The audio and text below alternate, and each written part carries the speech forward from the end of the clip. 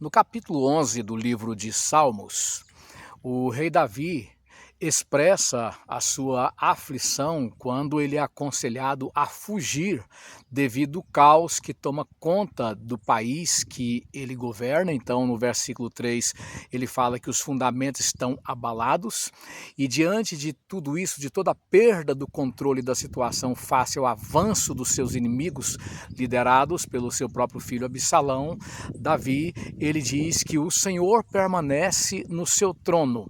Então, nós temos uma situação que mostra Deus usando os ímpios para tratar, para repreender, para disciplinar os seus servos. O capítulo 12 de de Hebreus, fala disso também, que Deus trata, Deus disciplina e de forma muitas vezes dura, assim como o pai que ama disciplina seus filhos. Esse contexto do capítulo 11 do livro de Salmos está nos capítulos 15 ao 17 de 2 Samuel, quando Absalão avança contra o seu pai e o obriga a fugir, dando aquilo que poderíamos chamar de um golpe de Estado, né?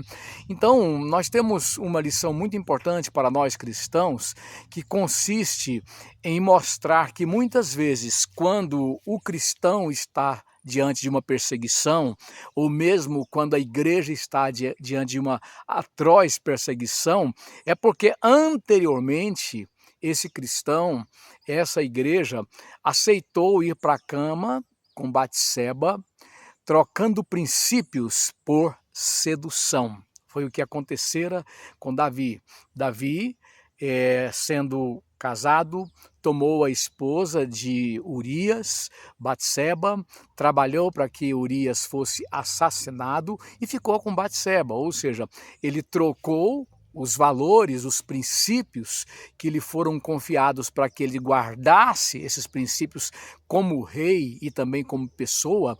Ele era o guardião desses valores. O capítulo 17 do livro de Deuteronômio coloca exatamente essa condição guardiã do rei de Israel, do monarca de Israel. Ele deveria ter uma cópia da lei ao seu lado e ler todos os dias, para que ele não pecasse contra o seu Deus, para que ele conduzisse o seu povo no compromisso com esses princípios.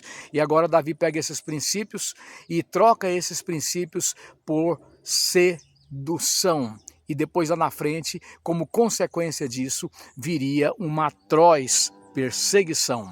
Quando você tem uma nação onde existe ali uma expressiva população cristã e que muitas vezes essa nação está agora diante da opressão de um governante perverso, de um líder que comanda a perseguição contra a igreja, nós temos que fazer esse tipo de análise. A igreja está sendo perseguida é porque ela em todo o tempo defendeu esses princípios que lhe foram confiados, porque isso acontece muito. Diga-se de passagem que na história da humanidade toda, nem de longe se perseguiu e matou cristãos como no século atual. Então a gente precisa fazer esta autoavaliação como crente, como igreja. Se a perseguição que veio contra nós coloca cristãos na cadeia, ela é fruto do zelo da igreja para com os valores que ela tem que proteger em todo o tempo, e por causa disso há levantes contra ela, então esta igreja é bem-aventurada. Então esse cristão, se é por causa disso, ele é bem-aventurado.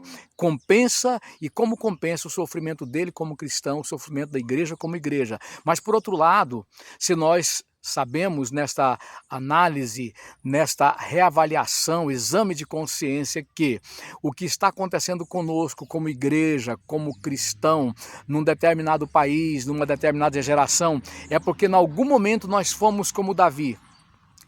Fomos para a cama de promiscuidades espirituais, ou até mesmo literais, né? Não sei, e ali os valores que nos foram confiados para que os guardássemos, esses valores foram trocados por sedução. Então a consequência virá a curto e médio prazo. E podemos resumir dizendo o seguinte: toda vez que um cristão ou a igreja aceita ir para a cama com Batseba, trocando princípios por sedução, a consequência disso, a curto, médio ou longo prazo, ela virá na forma de atroz perseguição. Nesse sentido, a igreja, o cristão tem que tomar cuidado para que ele não dê lugar ao diabo, aquilo que está lá em 1 Pedro 5, 8 e 9. Vigiai, sede sóbrios, porque o diabo, vosso adversário,